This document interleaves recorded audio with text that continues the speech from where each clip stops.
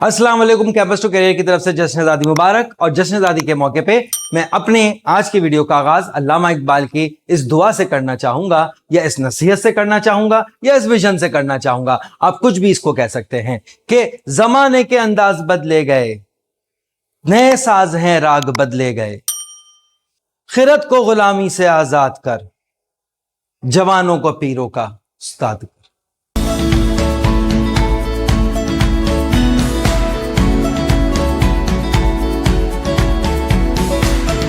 Viewers, 14 अगस्त 1947 को पाकिस्तान बनाने वाले नौजवान ही थे, और आज के दिन की अगर बात करें तो पाकिस्तान को चलाने वाले भी नौजवान ही होंगे। जब अल्लामा इकबाल ने यह कहा कि जवानों का पीरों का उस्ताद कर, तो इससे मुराद बिल्कुल भी यह नहीं थी कि पीरों की अहमियत नहीं है, बड़े लोगों की, सीनियर्स की अहमियत नहीं है, बल्कि उनका विजन लेके आगे चलना और जो फी जमाना रिक्वायरमेंट है, जो टेक्नोलॉजी है, उसको अडॉप्ट करना नौजवानों का काम है।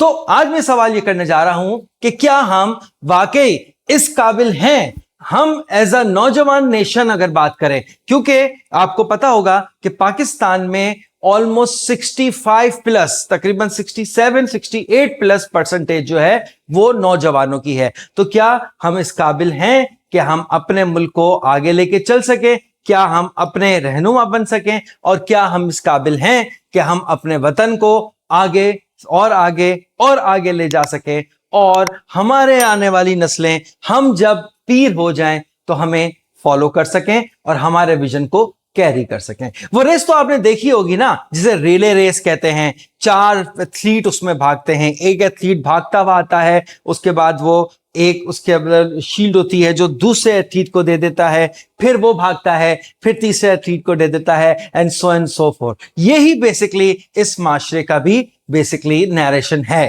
कि हर आने वाली नस्ल अपने से पहले वाली नस्ल से तजुर्बा लेती है, लेकिन उस तजुर्बे के साथ फी जमाना स्किल्स को अपने अंदर बिल्ड करना और उस वक्त की दुनिया का लीडर बनना उस नौजवान की रिक्वायरमेंट होती है।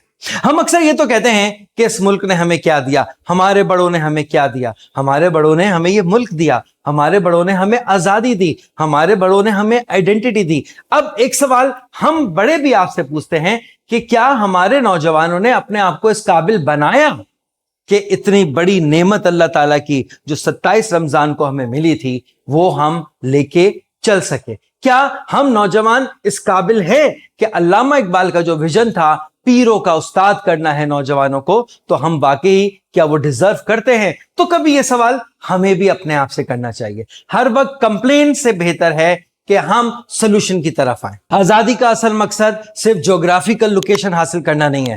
आजादी का अक्सर मकसद है freedom from technology dependency, freedom from intellectual dependency, freedom from financial dependency, freedom from the influence of other cultures.